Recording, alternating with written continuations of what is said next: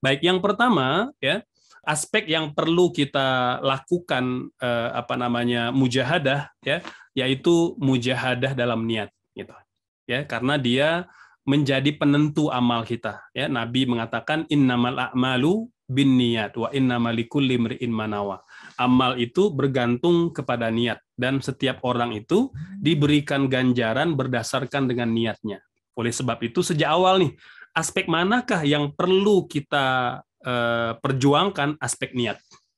Jangan sampai amal kita dirampok oleh iblis, oleh syaitan, oleh jin yang ammaratum bisu gitu ya, yang senantiasa mengajak, membisikkan kepada keburukan. Ya, maka aspek yang pertama, kita harus berjuang dalam rangka mengawal niat kita. Baik tatkala akan melakukan, ketika melakukan, bahkan setelah melakukan. Jangan sampai kita beramal bukan karena Allah. Karena kalau beramal bukan karena Allah, dia syirik. Jadi al-amalu li ghairillahi syirkun. Beramal bukan untuk Allah, niatnya bukan untuk Allah, itu syirik. Wa tarkul amali linnasi riya, ya, tapi meninggalkan amalan karena manusia juga disebut riya gitu, ya. Jadi melakukan amalan karena manusia atau bukan karena Allah itu syirik, meninggalkan amalan karena manusia itu riya. Subhanallah. Jadi kita harus totalitas dalam beramal ya, itu semata-mata karena Allah Subhanahu wa taala. Abaikan komentar orang, abaikan statement orang, abaikan mungkin stigma orang lain. Yang penting kita fokus beribadah kepada Allah Subhanahu wa taala. Yang kedua, mujahadah menuntut ilmu dan beramal soleh. Perlu bersungguh-sungguh. Ya. Nah, jadi tidak hanya dalam niat tapi juga dalam menuntut ilmu. Ada tantangan seperti pada hari ini gitu, ya. Mungkin relatif kita kadangkala karena belum sepenuhnya kita bisa melakukan kajian ilmu secara langsung gitu ya. Jadi kemudahannya menggunakan kajian online gitu. Tapi kadangkala ada juga yang sudah diberikan kemudahan juga berhadapan dengan tantangan yang tidak mudah gitu ya. Nah, jadi maka perlu ada mujahadah, kesungguhan dalam menuntut ilmu dan beramal soleh. Jadi untuk beramal soleh pun kita perlu bersungguh-sungguh. Karena ada yang senantiasa mengganggu kita gitu ya. Yang ketiga, mujahadah dalam menolong agama Allah Subhanahu wa taala ya. Unsurullaha yansurukum. Ya, jadi tolonglah Allah akan menolong kalian. Yang keempat, mujahadah menolong sesama muslim. Nah, jadi unsur akhaka zaliman au mazluman. Kata Nabi, tolonglah saudaramu baik dalam keadaan zalim ataupun dizalimi. Ada sahabat nanya, wahai Nabi, kami bisa menolong orang yang terzalimi. Bagaimana menolong orang yang zalim? Kata beliau, larang mereka dari berbuat zalim. Nah, jadi melarang orang berbuat zalim, ya, nahi mungkar itu juga bagian dari cara kita menolong mereka dari kezaliman. Masya Allah. Yang kelima, jihad melawan hawa nafsu. Jadi mujahadah melawan hawa nafsu, gitu, ya. Tadi dikatakan bahwa memang jiwa itu senantiasa membangkang, ya, kemudian berlebih melampaui batas, ya, kemudian tidak suka kesulitan gitu ya. Maka seperti misalnya sholat subuh, tilawah, zikir, maksurat ya, menuntut ilmu, kajian ya. Ini kan hal-hal yang tidak mudah gitu ya, tidak mudah. Makanya kan kata Nabi, barang siapa yang diberikan kemampuan untuk istiqomah melakukan sholat 40 hari 40 malam, tidak ketinggalan takbir bersama imam, maka ditulis untuknya 2 kebebasan. Kebebasan dari penyakit nifak, dari penyakit pura-pura atau kepalsuan dalam keimanan, dan yang kedua kebebasan dari api neraka gitu. Ya. Nah, jadi perlu kita melawan hawa nafsu gitu. Yang keenam, jihad dengan harta sebelum jihad dengan jiwa gitu. Kata para ulama, kita tidak akan mampu bisa berjihad dengan jiwa kita, dengan jihad yang sebenarnya jika kita belum mampu berjihad dengan harta. Makanya kan kalau kita lihat ayat Al-Qur'an, itu perkataan jihad banyak mendahulukan jihad dengan harta dulu, ya. Jihad dengan harta dulu gitu ya. Seperti misalnya dalam surah As-Saff ya. Allah mengatakan apa? Bahwa di antara perniagaan kita dengan Allah itu adalah ketika kita beriman kepada Allah. Tu'minuna billahi wa rasulihi wa tujahiduna fi sabilillahi bi amwalikum wa anfusikum gitu ya. Jadi di antara cara kita untuk bertransaksi dengan Allah untuk mendapat keuntungan yang tidak pernah rugi, pertama beriman kepada Allah, beriman kepada Rasul, dan berjihad di jalannya dengan jiwa, dengan harta dan jiwa. Jadi wa tujahiduna fisabilillahi bi amwalikum wa anfusikum. Jadi jihad itu dengan harta dulu, baru jihad dengan jiwa gitu. Jadi kalau kita belum bisa jihad dengan harta, maka akan semakin sulit kita berjihad dengan jiwa gitu. Kemudian yang ketujuh, jihad menjauhi segala yang haram. Itu jihad juga ya. Kita meninggalkan yang haram itu jihad. Kemudian jihad mengontrol emosi dan kemarahan ya. Kata Nabi, orang yang kuat itu bukan orang yang bisa mengalahkan lawannya. Orang yang kuat itu adalah orang yang bisa mengontrol emosinya gitu. Yang kesembilan, jihad memikul amanah dan beban dakwah. Nah, itu juga ya yang diberi amanah ya, baik itu amanah dakwah ataupun amanah di masyarakat gitu ya. Nah, itu kan di antara amanah yang perlu kita pikul gitu, yang perlu kita laksanakan, dan itu perlu jihad ya. Karena boleh jadi ada tantangan, ada ujiannya ya, dan ujiannya ya ada banyak aspek gitu. Semakin besar amanahnya, maka semakin besar ujiannya gitu ya. Nah, ini terutama yang mungkin bekerja di ranah publik gitu ya. Ini kan kita lihat misalnya ada kasus-kasus pelanggaran ya, pelanggaran baik itu pelanggaran asusila atau misalnya pelanggaran kriminal ya, kemudian juga tindak kejahatan yang lain-lain gitu ya.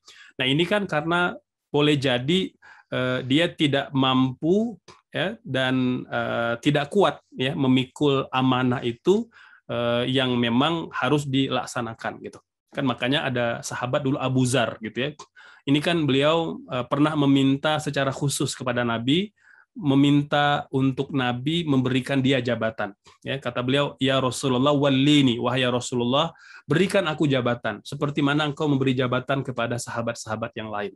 Apa kata Nabi? Innaka rajulun dhaif wa innaha la amanah wa innaha yaumal qiyamati khizyun wa nadamah. Kata beliau kepada Abu Dzar, wahai Abu Dzar, betul, aku memberikan amanah itu kepada para sahabatku, tapi dengan keyakinan ya, dan dengan bimbingan wahyu mereka mampu memikulnya. Sementara engkau Abu Dzar, aku tahu engkau rajulun dhaif, engkau tidak punya kapasitas itu gitu ya. Jadi Abu Dzar ini kan di antara ulama di kalangan sahabat, tapi dia tidak punya kapasitas umaro gitu ya. Sementara kan beliau minta jabatan sebagai umaro, sebagai pemimpin, dan Nabi terus terang mengatakan, innaka rajulun dhaif, kamu lelaki yang lemah, yang tidak punya kapasitas itu gitu. Sementara jabatan ini amanah, dan dia pada hari kiamat kata Nabi apa? Khizyun wa nadamah, penyesalan dan kehinaan gitu. Artinya kalau dia tidak amanah maka akan menjadi kehinaan dan menjadi penyesalan gitu ya. Oleh sebab itu ya, ketika kita diberikan amanah maka berupayalah ya kita memikul amanah itu, membawa amanah itu ya dengan totalitas ya, karena amanah itu akan dimintai pertanggungjawaban oleh Allah Subhanahu wa taala. Dalam hadis yang sahih kata Nabi, kullukum ra'in wa kullukum mas'ulun an ra'iyati. Setiap kita adalah pemimpin dan setiap pemimpin akan dimintai pertanggungjawabannya oleh Allah Subhanahu wa taala. Yang ke-10, jihad dalam amar ma'ruf dan nahi mungkar. Ini 10 aspek yang perlu kita perjuangkan. Nah, berikutnya ya, sebelum kita buka sesi tanya jawab ya, 15 tips bagaimanakah kita membangun mujahadah. Kalau tadi aspek-aspek yang perlu kita perjuangkan, nah sekarang bagaimana kita membangun mujahadahnya. Yang pertama, sertakan niat jihad. Sertakan niat jihad. Apapun yang mau kita lakukan, sertakan niat jihad. Ya, artinya niat untuk bersungguh-sungguh berjuang untuk Allah Subhanahu wa taala gitu. Yang kedua, muahadah, kita berjanji kepada Allah ya, berkomitmen kepada Allah untuk kita sabat ya, untuk kita teguh memikul memikul ikhtiar usaha kita untuk mencapai kebaikan yang Allah Subhanahu wa taala. Yang ketiga, setelah kita berjanji kepada Allah, kita lakukan muraqabatullah, ya. Kita pantau terus-menerus gitu ya. Jadi jangan sampai kita lengah, karena kalau kita lengah, syaitan akan merampok amal-amal kita. Syaitan akan menunggangi perbuatan dan amal-amal kita. Maka pastikan kita selalu muraqabah, menghadirkan Allah gitu ya dalam amal soleh kita, dalam ibadah kita, dalam pergaulan kita. Dan yang keempat, muhasabah, selalu ya. Jadi mereview, menghitung-hitung, jangan sampai kita kemudian tenggelam dalam kesibukan ya, tanpa mengaudit ya, apakah pekerjaan-pekerjaan kita itu sudah sesuai dengan yang diinginkan oleh Allah Subhanahu wa taala. Kemudian kalau sudah tahu mana sisi yang kurang ya, mana yang perlu diperbaiki, maka kita lakukan recovery, muaqabah ya, segera susul ya, recovery cepat gitu. Ya, saya ini sepertinya sering terganggu ya, sering terganggu dengan stigma komentar-komentar orang sehingga mengganggu totalitas saya dalam bekerja, dalam berusaha. Nah, ini kita harus lakukan recovery ya, segera tambal apa-apa yang kemudian berpotensi menjadi perusak amal soleh kita. Yang keenam, membersamai orang-orang soleh. Jadi ternyata untuk mujahadah, agar kita selalu bersemangat, itu membersamai orang-orang soleh. Jangan sampai kita bersama dengan orang-orang yang tidak punya mujahadah, tidak punya kesungguhan, ya. Dengan tantangan langsung lembek, langsung lemper gitu ya, langsung kendor, enggak. Jadi kita pilih orang-orang yang memang selalu bersemangat, totalitas dalam pekerjaan, dalam ibadah mereka. Kemudian konsisten beramal soleh. Terus ya, meskipun sedikit. Ya, jadi kan kata Nabi, amal yang paling baik adalah amal yang konsisten meskipun sedikit. Ternyata ini salah satu kunci kata para ulama untuk kita bisa mujahadah. Jangan sampai tinggalkan. Meskipun dia kita pandang remeh, kita pandang receh gitu ya. Baik itu berkaitan dengan ibadah mahzuh ataupun ibadah ghair mahzuh. Zikir dan maksurat, Masya Allah. Ya. Nah, ini terutama sekali kita selalu meminta kepada Allah, meminta tolong kepada Allah. Allahumma a'inni, ya Allah tolonglah saya. Ala dzikrika, ingat kepadamu. Wa syukrika, bersyukur padamu. Wa husni ibadatik, dan senantiasa baik dalam beribadah kepadamu. Maksurat, ya, doa-doa itu perlu kita baca pagi, sore, ataupun kapan saja yang kemudian kita sempat melakukannya. Kesembilan, puasa. Ini juga puasa ternyata bagian dari cara kita untuk melawan hawa nafsu. Kan kata Nabi, ya ma'syaros syabab, wahai para pemuda, man istata'a minkumul ba'ah falyatazawwaj, ya. Barang siapa yang sudah mampu, ya, yang sudah punya kemampuan, maka hendaknya dia menikah, ya. Kalau dia belum mampu, maka fa'alaihi bisyam, maka hendaknya dia berpuasa. Fa innahu lahu wija, karena puasa itu akan menjadi benteng dari nafsu dan syahwatnya gitu ya. Nah, jadi jangan sampai kemudian hasrat ingin nikah menggebu-gebu tapi malas puasa sunnahnya, nah, gitu ya. Jadi kalau memang kita belum mampu atau kita belum siap baik secara material maupun non material, maka kita berpuasa ya. Dengan berpuasa itu kita insya Allah menundukkan syahwat dan nafsu kita. Menikah itu juga menjadi solusi ya. Kemudian tidak berlebihan dalam perkara mubah. Ternyata nafsu kita itu akan semakin menggila kalau kita bebaskan pada perkara-perkara yang mubah. Apa yang mubah? Hiburan. Hiburan kalau berlebih-lebihan dia bisa membuat nafsu syahwat kita menggila-gila gitu, tidak terkontrol gitu. Maka yang mubah-mubah ini ya sewajarnya aja, hiburan ya. Kan misalnya contoh aja, misalnya beberapa ulama yang memperbolehkan lagu atau musik misalnya gitu ya, itu pun dengan kadar yang sewajarnya saja gitu ya. Jadi musik-musik positif gitu ya, lagu-lagu yang positif, nasid-nasid yang positif itu boleh-boleh saja selama kadarnya sewajarnya gitu. Tapi kalau sudah berlebihan, nah ini yang tadi membuat syahwat kita itu justru tidak terkontrol. Maka harus proporsional gitu. Selanjutnya, makan dan minum dari sumber yang halal. Kalau kita banyak makan dari sumber yang tidak halal, nafsu kita, syahwat kita cenderung tidak dapat ditundukkan gitu. Ya, na'udzubillah. Maka kontrol makan kita, kontrol minum kita. menjauhi tempat-tempat maksiat. Kita udah tahu nih jiwa kita kan ammaratum bisu. Dia selalu membisikkan, mengajak kepada dosa dan kemaksiatan, maka jauhi tempat-tempat itu. Ya, ini jangan sampai kita mau nguji apa namanya kekuatan iman kita. Jangan coba-coba. Jangan coba-coba ya. Banyak orang-orang soleh terdahulu yang akhirnya tumbang ya di tempat-tempat maksiat itu gitu. Ya, maka jauhi itu. Jauhi tempat-tempat itu sejauh-jauhnya. Kemudian juga menjauhi tempat-tempat yang melalaikan. Kalau tadi ada tempat yang maksiat, yang tempat ya memang orang berbuat dosa, berbuat maksiat, ada tempat yang melalaikan. Dia bukan tempat maksiat tapi bisa melalaikan ya. Jadi melalaikan misalnya ya kalau kita liburannya terlalu lama gitu ya, berminggu-minggu hingga lupa tugas, amanah kita dan lain-lain gitu ya. Kemudian ya melakukan hiburan-hiburan di tempat-tempat tertentu, jika membuat kita lalai maka tinggalkan.